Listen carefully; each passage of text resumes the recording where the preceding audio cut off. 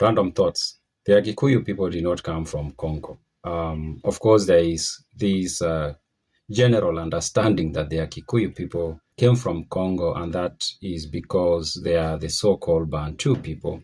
And the general story is that all Bantu people came from Congo or some place near Congo, and then they came eastwards and southwards.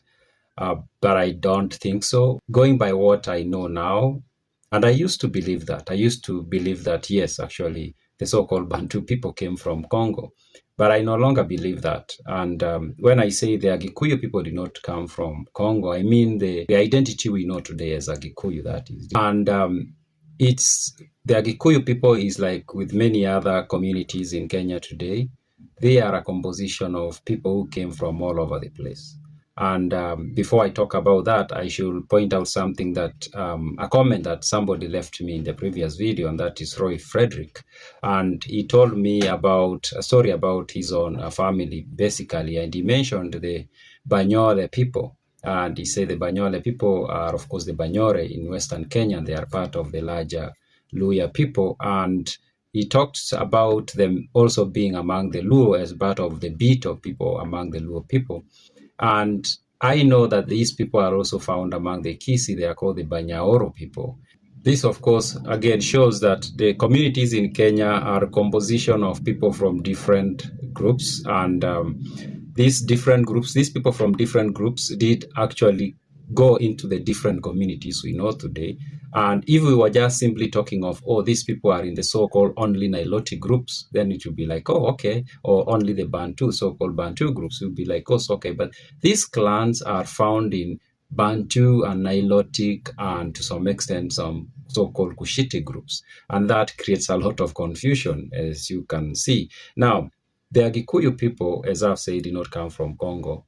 The Agikuyu themselves don't say they come from Congo, they came from Congo. And I'm going to quote a document that was published, that was written actually very early on in the 20th century. I believe that the Agikuyu people are a combination, just like the other groups of people in Kenya. They are a combination of people who came from different places. But I believe that the majority of what came to be known as the Agikuyu people most likely came from the north.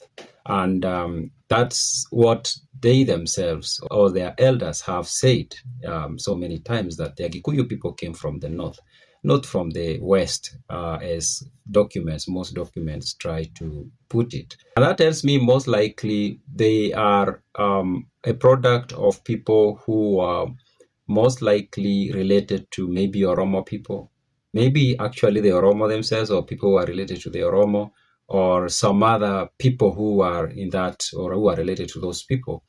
Or they were a unique group, but a unique group that came from the north. And then most likely they joined other groups. And it's not disputed that people like the Akabi, the Kafi, did become part of the Kikuyu community. That's not disputed. Nobody can actually dispute that. There are so many Kikuyus who are from the Akabi or they are from the Maasai people. That's not disputed. And so I think that there is an initial larger group most likely that came from the north, and then it mixed up with groups like the Kafi people and the Maasai and other groups of people, and they formed what we know today as the Agikuyu people. Now, that of course leads us to ask the question, so where did the language itself come from?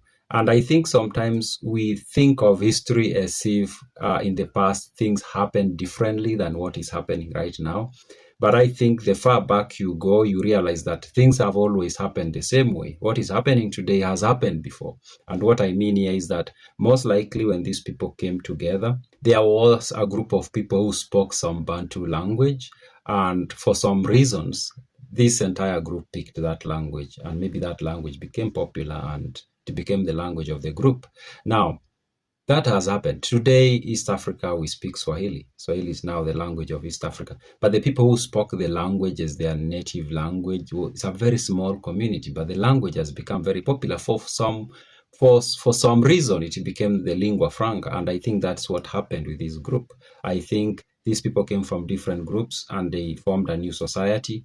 And then out of that, they they formed a new identity of the Agikuyu. And because of that, I think the identity of the Agikuyu is native to this land, that it did not come from outside as Agikuyu. Of course, the people came from outside who came and formed this new identity, but the identity itself did not come from outside. Now, if you have watched my videos, then you know that I read a diary that was kept by one Richard Meinertzhagen, who was a British soldier who came to Kenya and stayed in Kenya for some time, and is mostly known to be the soldier who killed Koitalel Arap Samoei. Now, his diary was published as a book in 1950s, but this is a book, or this is a diary that he wrote in beginning 1902 to 1906, around there. In this diary, he does talk about so many things, of course, and he does interact with so many Africans or East Africans or people who were here then. And there's this place where he records his meeting one Chief Karuri. And Chief Karuri was a chief. He describes him as the paramount chief, but we need to be very careful with those titles because Agikuyu was a republic, and in that republic there was nothing like a paramount chief. What was there is someone who we could maybe say he was a speaker of the Council of Elders, and he oversaw the conversations that went on in the Council of Elders. Now, the Agikuyu had several Council of Elders that were local, but then they had the larger Council of Elders that basically brought together all the entire community or the entire republic. And I think that is the person, the speaker in that Council of Elders is the one he described as the paramount chief, because the British, when they came here, they were looking for that one big man who had all the powers, but they did not realize, or maybe they did, that these were republics. They did not have those powerful rulers. They had Council of Elders, and then we'll have this older member of the Council of Elders who has gone through several, we could call them initiations, and then they become like the speaker. So Meinertzhagen goes to talk to Karuri, Chief Karuri, who he describes as the paramount chief of the Agikuyu people. I don't think he was. I think he was the chief speaker or something like that. And Meinertzhagen says that he gives him some story about the origin of the Agikuyu people. And he says that the Agikuyu, or this Chief Karuri telling Meinertzhagen, he tells him that the Agikuyu came from the north, and they came from Lake Rudolph. Now, Lake Rudolph is Lake Turkana. So the way Chief Karuri described where they came from a lake from the north, Richard Meinertzhagen concluded that it was Lake Rudolph. So maybe that is what Chief Karuri was referring to, or maybe another lake to the north. Of course, there are other lakes to the north, maybe some lake in Ethiopia, maybe, but the general direction he gave him is to the north, a lake that is found to the north. And he says, he told him that it is from there that the Agikuyu people came, but not actually the Agikuyu people. He told him that it is the ancestor of the Agikuyu people who came from that side, or the ancestors of the Agikuyu people. And he says this ancestor had 4 sons, and he talks of one of the sons became the ancestor of the Maasai people. The other became the ancestor of the Kikuyu people, yes. And the other one became the ancestor of the Akamba people. And then the 4th one became the ancestor of the Ndorobo people. Now, this is what Chief Karuri was telling Meinertzhagen about the origin of the Agikuyu people. Now, then Meinertzhagen puts a note, of course, in his diary, and he writes this. The myth is, of course, contrary to fact, because the Maasai are of Nilotic origin and the Wakikuyu are not. So, of course, that seems like a very simple note, but if you look at that statement carefully, you will see it's a statement that is, number one, dismisses what the Chief Karuri tells him, because it's like, that's just a myth. But it also does something else. It works with the assumption that the linguists had provided, and that is the classification of languages, and then using languages as the basis of the identity of the people, which, if you think about it carefully, does not make sense, because languages are embraced and dropped all the time by people. Languages are not in the DNA of the people. Language has never been the DNA of the people. We learn languages as a tool for us to use to communicate and to exist as a society. We are not born with language, but the linguists, of course, knew this. But the people who took the data that the linguists provided, they jumped into the conclusion that the language is in the DNA. Basically, that's what they did. So when he says the Agikuyu are not Nilotic, of course, they were not speaking the so-called Nilotic language, even those classification of languages, even today, we cannot be so sure that they are very accurate, because We have Cushitic languages that share words and terms and things like that with the so-called Nilotic languages. So we can't be like it's so complete, like it's so sure way of classification. So Meinertzhagen writes that. So he dismisses what Chief Karuri tells him, and then he relies on what the linguists had come up with. But the linguists were talking about the languages. They were not talking about the DNA of the people. And he assumes that people have always moved along with their languages, that people have not at some point dropped their languages and picked other languages. That's the assumption he was working with. We need to also think carefully about this. This is Chief Karuri. He is the paramount chief, as he calls him, but we can conclude that he was a speaker, kind of like a speaker in the Council of Elders. He was at the highest level of the leadership of the Republic, and we can assume that he had gone through all the processes of reaching that level. And we shouldn't dismiss the stages that one had to go through to become an elder among the Agikuyu or in the Agikuyu Republic. There was a process. It wasn't just because you are old, you became an elder, let alone being that person, Mudamaki, or the speaker of the Council of Elders.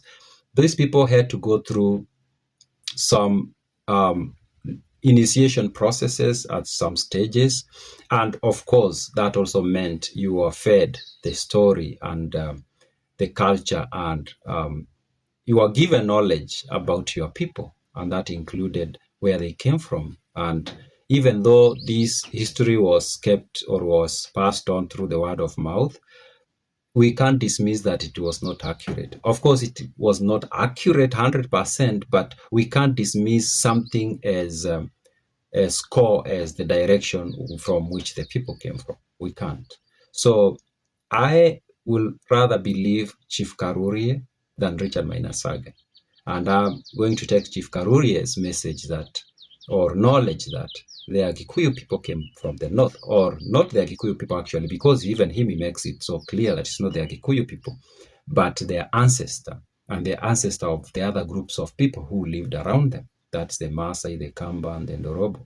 Yeah, so the Gikuyu did not come from Congo, at least not the identity of a Gikuyu, and not the majority of the genetic of the people came from the Congo. Of course, the fact that the language spoken by the Kikuyu is related to languages that are spoken that are thought to have come from Congo. There is a likelihood there was a component of the people who became part of that society who came from Congo, or maybe not. We never know for sure.